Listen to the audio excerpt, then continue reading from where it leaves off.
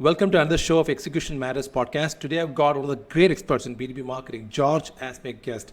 So about George, he's a co-host of B2B Playbook and founder of the B2B Incubator, where he teaches B2B marketers and entrepreneurs to generate demand effectively. So thanks, George, for being on the show. Thank you so much for having me, Bhuvi. It's an absolute pleasure to be here, and thank you for the kind words. Excellent. And let's start this podcast with define the terms like the demand. We have got the demand creation and demand capture. So for our audience, could you please tell the primary difference between demand creation and demand capture in B2B marketing? Yeah, of course. So they're the two really components of demand generation, demand capture, and demand creation. So demand capture, that's about targeting the 3% of people who are in your market that are ready to buy right now. It's looking at how can you capture those people and turn them into paying customers as efficiently as possible. So a typical demand generation activity or demand capture activity would be running Google Ads, and you might be targeting keywords that are searched by people who are looking to buy a product like yours right now. So let's say that you sell a CRM that's designed for real estate agents.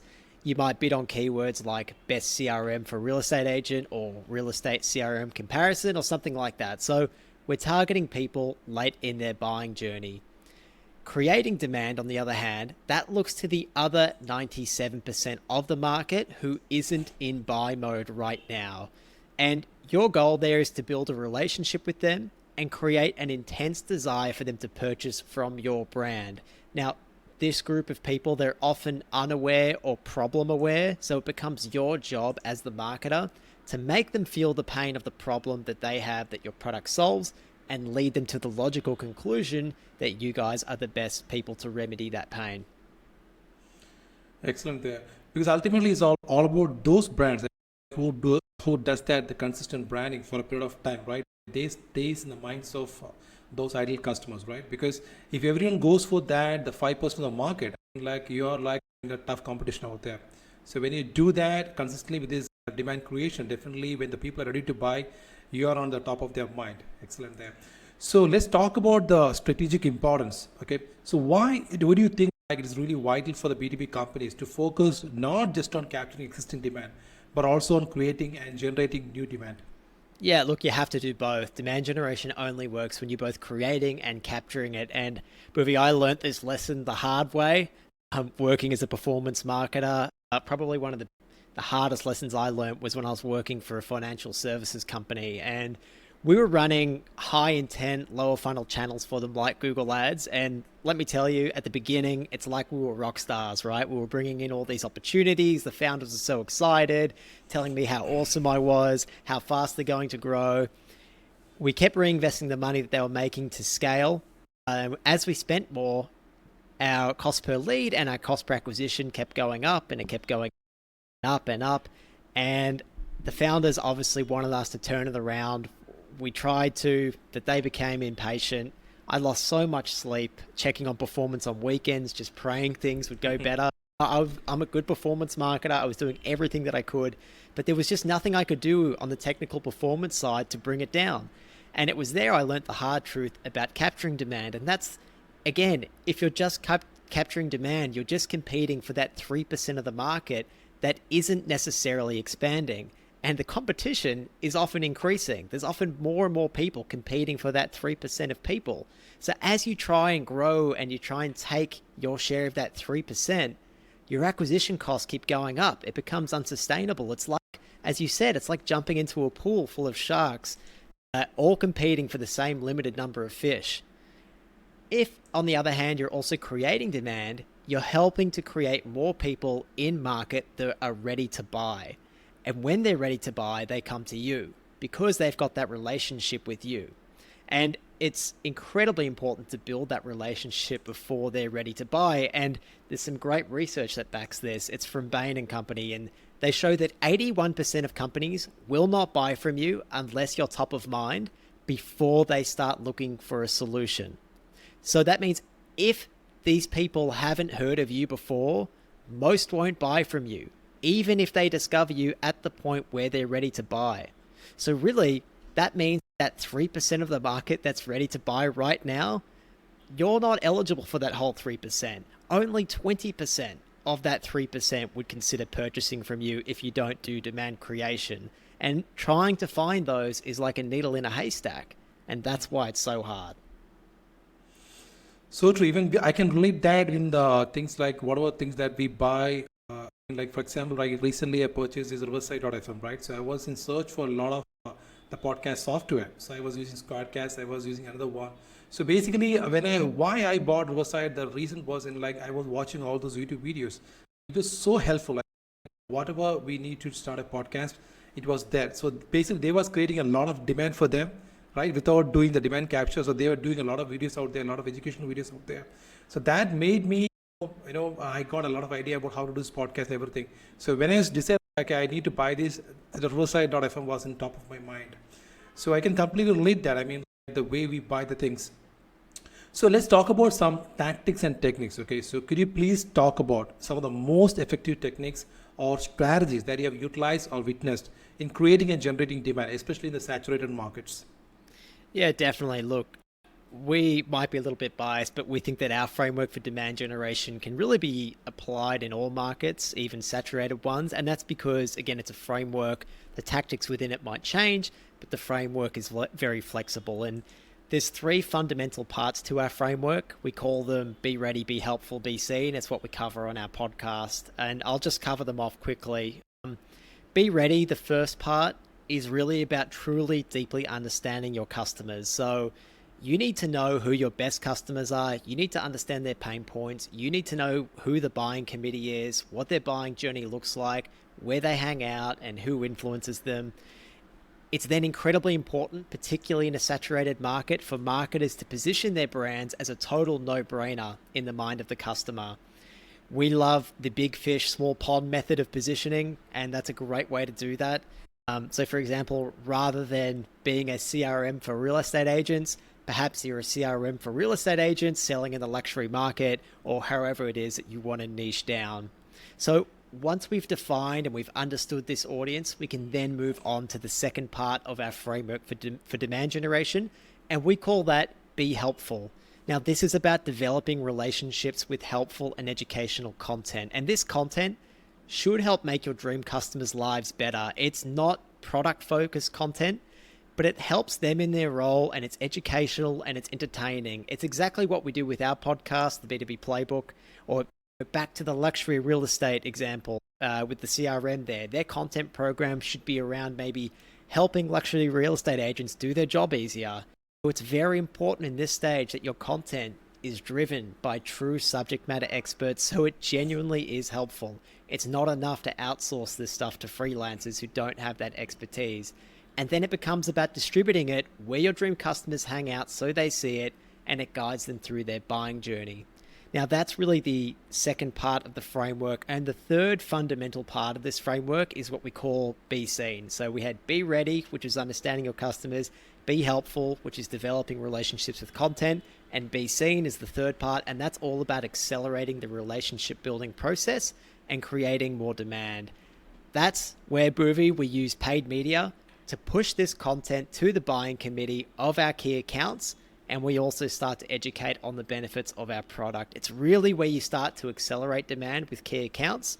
And if it's suitable for your business, you can place them into an account-based marketing program. And really, they're our fundamentals for demand gen. The tactics within each of it can change, but they are the fundamental principles. It's about understanding people, finding ways to help them, and then leading them to the logical conclusion that, hey, we are the perfect solution to the problem that you're having. Yeah, it all starts with understanding your true customers, right? I mean, like understanding ideal clients, then after that, who is the buying persona inside ideal clients, then after that, we need to really understand where they really hang out, okay, where they spend the time, and then we need to really draft those content which really resonates with their problems, right? And they consume that over a period of time, and once they're ready to buy, then we are on the top of their mind. Absolutely. So let's talk about the role of content. Okay, so right, the content marketing is everywhere, right? So what do you think, like, how does this content marketing play into demand creation and generation? So is there any specific types of content that work particularly well for this purpose? Because right now we have got these videos, we have got this podcast, we have got this text form, we have got the carousel. So which content that you really think like works better for demand creation? Yeah, definitely. Look, first of all, demand creation is really all about how can we build a relationship with that prospective customer before they're ready to buy. There's lots of ways that you can do that. You could host roundtables, you can go to trade shows and events to develop relationships with key people. But still, the best way to do this at scale is with content because that's one to many. I can put out one piece of content, it can be seen by thousands of people. Now, look, the secret to great content that builds relationships, I think, movie, it's not so much in the format, it's not so much in how it's all put together, but it's got to be content that's led by subject matter experts. Too many organizations, they outsource their content to freelancers or agencies that are simply just faking expertise. They're not coming up with anything original. But there's just nothing like getting your subject matter experts out there, making the lives of your dream customers better even before they're looking for a solution like yours. Personally, our favorite content framework that really maps our content to the buying journey is the 5 stages of awareness. So getting experts to cover material in accordance with the 5 stages of awareness, we find that's a very deadly combination. Yeah, so true. So let's talk about balancing the act. Okay. So right now we have got this demand creation and demand capture, right? So what do you think like the better proportion between this demand creation and demand capture? Is there a recommended proportion or approach? Yeah, look, it's a big depends. But some generic advice would be, look, typically when a business starts, it's going to spend 100% on demand capture. I understand that. You're a small team. You need business right now. Why wouldn't you go after the lower funnel? What I do recommend once a system for capture is set up is to start dedicating 10 to 20% of that budget to demand creation. And as you find what works on the demand creation side, scale that up until you're spending 80% on creation and 20% on capture. Now, you're not going to do that overnight. That's going to take time. But our main message to marketers, especially those in small teams, is that you need to have a plan when it comes to demand creation. You need to document that plan and you need to chip away at it in stages. You don't need to go from 0 to 100 overnight. Once you have that plan, spend 20% of your time and budget executing it because the business probably needs you to keep spending 80% of the budget capturing demand. So do that. But over time, we're going to see that budget switch and we'd love to see a lot more in creation than capture. Yeah, that's a great recommendation because a lot of companies will be totally relying on the demand capture initially, right? So it is really hard to switch so fast. So as you said, you mean like maintaining that proportion, like high proportion of the demand capture, and slowly you build that on the other side, the demand because that is going to take a long time. With the Yeah, campaigns and everything, yeah, you can do it overnight. Yeah. exactly. And look, if you're a marketing manager and or you're a performance marketer and you're bringing in all these marketing qualified leads and it's feeding a team of salespeople, first of all, you've got to prove that the value you're getting from those leads is not worth it for sales. So you've got to make a business case for this just to begin with. Because at the end of the day, if you're just turning off the tap of leads that are feeding sales, well, you've got a whole sales team that all of a sudden are twiddling their thumbs and what are they doing? You've got to justify why this method of operating is too inefficient for the business and it's something that's preventing it from growing. So I think that's something that marketers really need to start with as well, is making that business case before making that switch.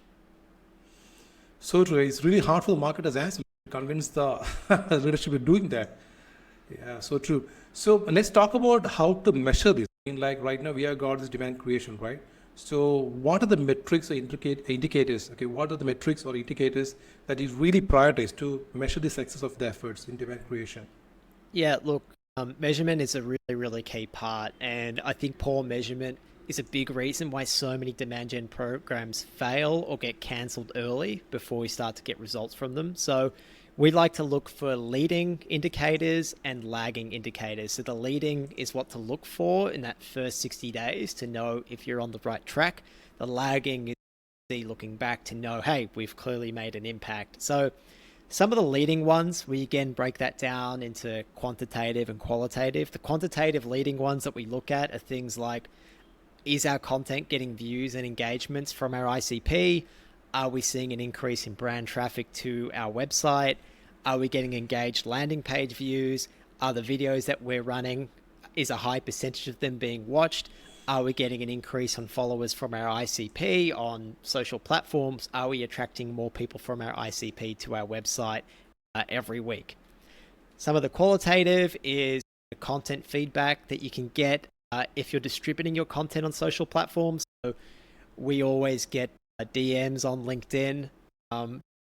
Even companies that don't have people who are as public facing, often they still get comments on their content as well. So you can look for engagement from your ICP there. Often you'll see signs of life in feedback from sales. So people take meetings with the sales team and they'll mention, hey, by the way, I actually noticed you guys put out a piece of content on XYZ. I found that really helpful. Or, hey, I follow your podcast, whatever it might be. They're all leading indicators. Lagging, again, is what you should look at to when you're looking back to see how did we go? Did we actually make a tangible impact on revenue? And so, again, the quantitative side of things there, you want to look at the number of high intent revenue opportunities that's being generated from your marketing activities. You want to see, are we getting marketing source pipeline and revenue? So that might come in the form of demo requests or contact forms, however it is that you capture people. Pipeline velocity is another one that you want to look at, and of course, customer acquisition costs. In terms of the qualitative, feedback from sales is another one that you're going to get, and self-reported attribution. So in your contact form, having a classic, how did you first hear about us? Mandatory field in there that people fill out that'll often tell you, I found you through your podcast, I follow you on YouTube, I came to your virtual event. People tend to tell you how it is that they came in contact with you in the first place. Yeah, so true. Because in demand creation, I feel like rather than depending upon this attribution software, right, I think we have to do a lot of things manually, right? Because sales team has to ask the customer, how did you find about it? We have to clearly see the CRM, like how much the marketing source pipeline has been generated and how the customer acquisition is going, whether it's going up or whether it's going down. So they are like, and ultimately the revenue part, right? So ultimately over a period of time, if you're doing the demand creation for the next 2 years or probably 3 years, effectively how much revenue has been generated. So that is a true indicator, even though we have got all these small indicators over there. So excellent inputs, George, over there. So let's talk about some common challenges that B2B marketers face every single day when trying to create and generate demand. Normally, what we said is we have to capture the demand, right? So we are trying to do the opposite here. So how we can overcome this kind of challenges, the normal challenges that we see in demand creation? Yeah, I mean, look, there's so many hurdles they face. I would say getting buy-in is normally one of the biggest one, getting buy-in from leadership to go and do this. Marketers, they need to explain to leadership why capturing demand alone doesn't work. And executives, they don't want a lesson in marketing, right? They don't care about that. They just want the business to grow. So you've got to put yourself in their shoes. You've got to make a business case. You've got to say, hey, this is why I think we should allocate our budget in this way. So I would say you've got to start by showing them forecasts of what is going to happen if you just continue your existing activity. That could be your cost per lead or your cost per acquisition getting to levels that are out of control. It could be that you're showing very low MQL to SQL rates. It could be showing that, hey, sales ignore the majority of MQLs we send them because there's so much distrust there because they're just rubbish leads. And so what we're doing currently is not working. I would also go on, if you can, to try and explain why this is the case. I said before that we don't want to give executives a lesson in marketing because that's not what they care about. But if you show them that research that's done by Bain & Co., people normally trust them, that the market is actually tiny if you're a new player and you need to build that trust. We spoke about the fact that only 3% of your buyers are in market right now, but only 20% of that 3% are going to consider buying from you if they haven't heard of you before. So the potential to operate there is tiny. I would then also recommend for marketers that they, rather than going from 0 to 100 and trying to get a huge budget for demand creation, they need to take the time to build out a pilot program for demand creation. Give it time, report back on how it went, just spend 10% of your time on it, 10% of your budget. If it worked, great. There's a business case there to scale it, and that's something that you can put to leadership. I would say probably one more challenge related to that is marketers just don't have the time to put together this longer term demand creation strategy. They're so busy reacting to the immediate needs of the business. They're redoing the website, they're doing sales enabled content, they're getting ready for their next event. They have so much going on. And that was a big reason why we built the B2B Incubator, where we give you everything we need to get that pilot demand gen program together. Because once you have that together, once you have the strategy there, you can just chip away at it over time in your spare time to get it off the ground. Probably one of the last challenges I want to touch on is motivating internal subject matter experts to help you out with content. We give people techniques to incentivize them, to try and get those subject matter experts to help you, because I think that's a big part of demand creation. But the worst case scenario, if you don't have anyone in the organization that's willing to get on camera or get on LinkedIn and be really helpful, the marketer themselves, you can be the host of the party, right? You can invite subject matter experts from other businesses, from other influential people in the market to come and share their ideas, and that still gets associated with your brand. So where there's a will, there's a way. Take it in stages. You don't need to go from 0 to 100 all at once. So true. Like if you want to do demand creation as a B2B marketer, definitely you have to face a lot of challenges, right? I think if you have some common sense and if you have got a lot of passion towards it, definitely you can overcome a lot of challenges. But the most difficult one would be like the first one, the last one that you said. First one is getting the buy-in from the approval from the leadership, convincing them. That's the most difficult thing. The last one that you said is someone has to be on the camera. Like definitely if you're running a technology company, you have got all these technology experts, right? So definitely getting onto the camera and making them talk, because that's what the ideal clients want, because they want their problems to solve through technology, right? So if the technology experts can come on the camera, they can talk about it.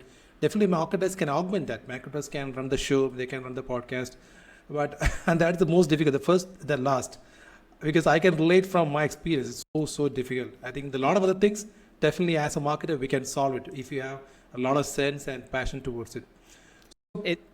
Sorry, I was just going to add, look, it is a challenge, and I think it comes back to marketers needing to earn their trust as someone who deserves a seat at the table. And that's why I think it needs to start with the business case and saying, this is why what we're doing right now is not going to keep working for us. And if you can show that, then if your leadership, you're looking at your marketer and going, yes, this person is a marketer, but they're thinking about our business. They're thinking about what we need to achieve. And then I'm actually going to lean on their intuition and their skill to take us on a different route because they've thought about that. Whereas if you flipped it the other way and you said, oh, hey, boss, I think we need to have a podcast. And they're like, well, why? If Google Ads is going okay, we need more money there. We're not going to give you money to do a podcast. You're starting on the back foot. So I think you've got to start by positioning yourself in the shoes, of the person that you're trying to convince. It's just good marketing, Boovy. It's the same thing, right? Internal and external. Yeah, true, man. As a marketer, we have to do that external and as well as internal. Absolutely, so true all the time. So let's talk about something like the influencer technology and demand creation. So right now there are a lot of tools with advent of AI. So there are a lot of marketing technology tools there. So is there any specific tools that you would highly recommend so that if you're doing demand creation, which you think like it'll be really helpful? Yeah, look, you're right. Technology has massively reduced the cost and the skill set required to get a great demand creation program off the ground, just to get a pilot off the ground. You don't need a production team. You don't need expensive microphones and cameras. I'm using my iPhone right now. This is a $100 mic, but my laptop would be just fine. Often the camera and the microphone on your laptop is a great place to start. And I think you use Descript as well. Descript is the editing tool that we use. It's an AI editing tool. They have a studio filter that you can apply to your voice, which makes it sound like you're in a studio and you're like, I'm just recording off this terrible mic, or I've even done it off my laptop, and it takes that and makes you sound amazing. So there are so many great tools. But yeah, look, I love Descript.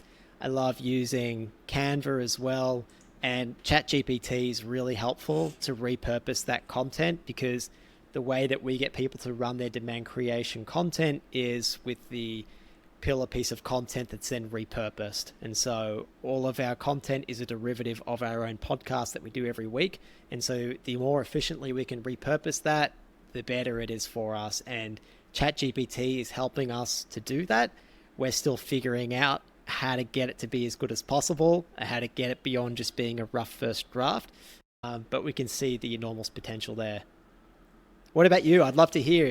What have you been using that's been particularly useful?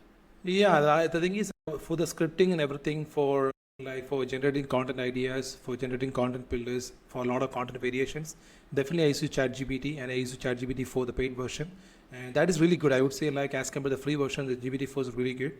So generating content ideas, all this stuff done by ChatGPT. Then after that, for editing the videos, I use Descript, because Descript has a lot of power in generating subtitle, and it has got integration right now with other video elements and everything. So you can bring the video elements. Only thing is you should have some real sense. For example, right now when I'm doing these short form videos, I should be having a clear sense. For example, like when I'm saying B2B, I should have a clear icon over there. If I'm saying customer acquisition cost, it should have a clear icon over there. So when people see that icons and me, they should be able to relate that. So this tool is really helping me. Otherwise, I have to go to Google, find some image, I have to import it over here. So in the one, I'm able to do that in one way. So that is something like, so ChatGPT, Descript, and right now the Riverside.fm. So I think even though we are paying some money towards it every single month, I think it's really helping you in a lot of ways. Like you can really recollect your revenues after some bit of time. The money that you're given to the tools is really nothing. Definitely. Look, one of the ways that we use it is once the video podcast is recorded, as you said, Descript translates it, like does the transcript. It's amazing at it. It's so fast and easy to edit. We then just export that transcript as a PDF, upload that to ChatGPT. Then we've got a whole lot of instructions saying, suggest 7 YouTube shorts to do from this based on the timestamps available. Suggest 10 different titles for the YouTube video. And then we fed it the template that we want for the YouTube description, and basically just get it to fill out all the things based on the transcript, like where the chapter should go. And that saves us an enormous amount of time. So that's just one workflow that we've been using. And then we're playing around with other workflows, which then take that transcript to suggest 3 article ideas, give us an outline for that, to use direct quotes from it as well.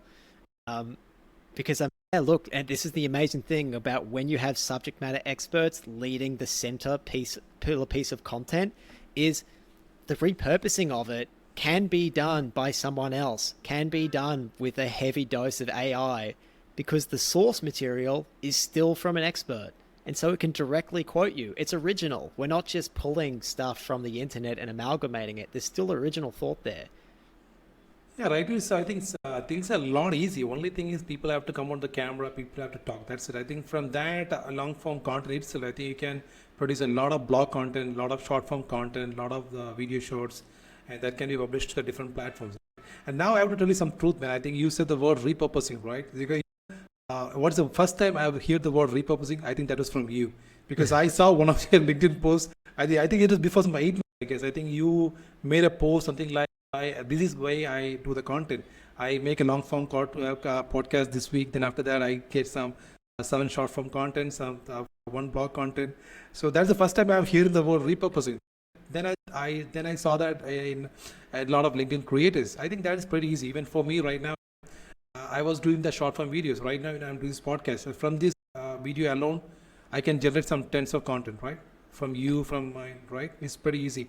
So only thing is we have to make sure that the frame, everything is correct. Now I'm working on that part as well to make it better. Fantastic. Yeah, it makes life so much easier. And we've got to this stage, but it took us 2 years to get there.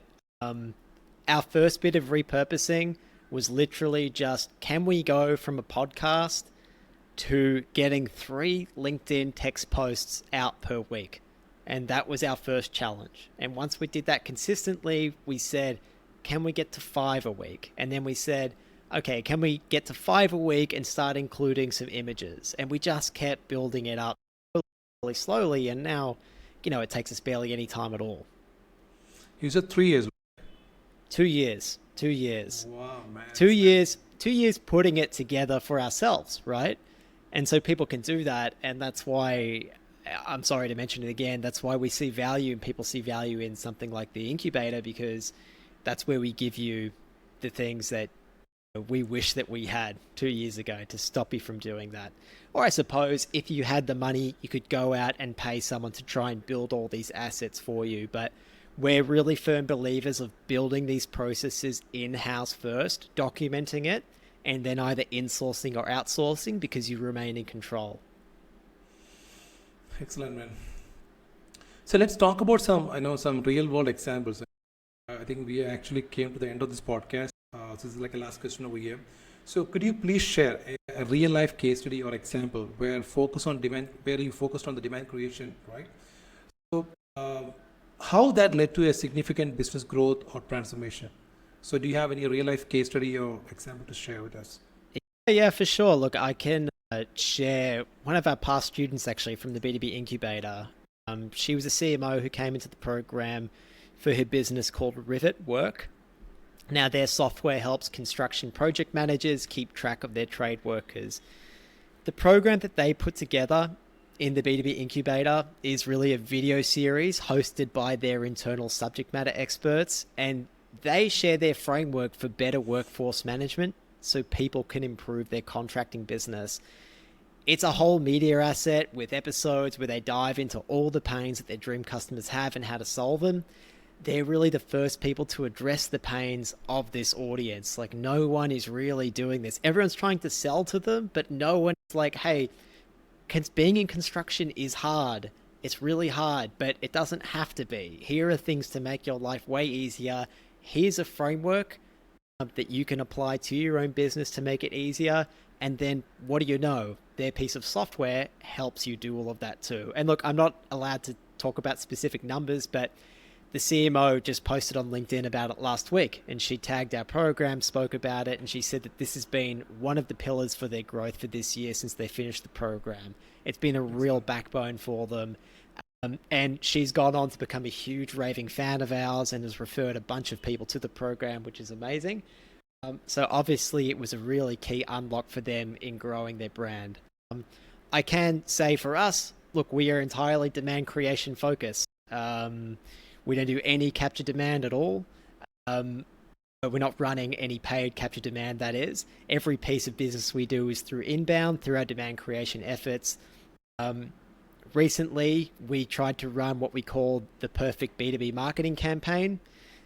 One of our listeners, she was a very long time listener, we owed her $500 because she referred someone to the B2B Incubator. We pay out a 20% referral fee. I saw that. Yeah, she rejected the payment because she said she'd got so much value from the podcast, and we thought, gee, that's so nice. Maybe we can use this as an opportunity to create a really fun campaign with other influencers of our audience. So what we did was we said, let's take that $500, invest it in LinkedIn ads, and give her 20% of whatever it is that we make. To make it the perfect campaign, we teamed up with customer research expert Ryan Gibson, with Jess Cook to help us with our landing page and copywriting and messaging, with Justin Rowe, who's a LinkedIn ad strategy guru, and Pasha Urshad, who's like a HubSpot whiz.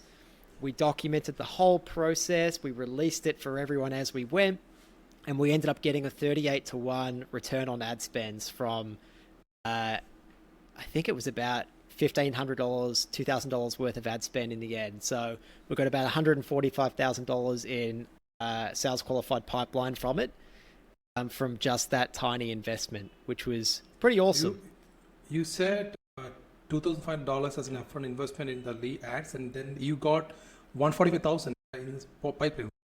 Yeah, that's correct. Yeah. Wow. Yeah. That's great. So, and look, that is because we have been nurturing that audience for so long, and because they've been following us for a really long time. Most of the people that we spoke to, they're like, oh, I listened to your podcast, or I've been following your content on LinkedIn for the last 6 months. Or because we collaborated with people that they trusted, they go, oh, I follow Jess Cook and I discovered you because she was involved with this project and you solve a pain that I have right now. And I trust you because I trust Jess. And so we're just leveraging trust that we've built with our audience already, or leveraging the trust that others have built with their audience. But it only works if you're out there to genuinely be helpful, to genuinely help people, and they can see that you're an expert and you've earning the trust over the last whatever period it is. So one of the clear advantage of this one is something like this. Like it'll reduce the customer acquisition cost for sure, because you said like you service one customer, he was really happy. Then after that, he referred a lot of other customers. So for the rest of the customers, I think you didn't spend even a dime to acquire the customer, right? So basically, you probably would have spent for like $500 or $1,000 to acquire the first customer. Now the next three customers came for free. So when you divide that by number four, it's only some $250 to acquire one single customer. So that is, I mean, like if your service is really good, I mean, like if you really know the audience and if you do this demand creation really well, definitely the customer acquisition cost definitely goes down over a period of time. Absolutely. It does. It comes down over time, and we know it's something that's just going to keep compounding. As long as we keep operating in this demand generation sphere, and we keep talking about demand generation, and we keep building our influence in this limited sphere, we're just going to become a bigger and bigger fish in a relatively smallish sized pond. And as we do that, our customer acquisition costs are going to drop.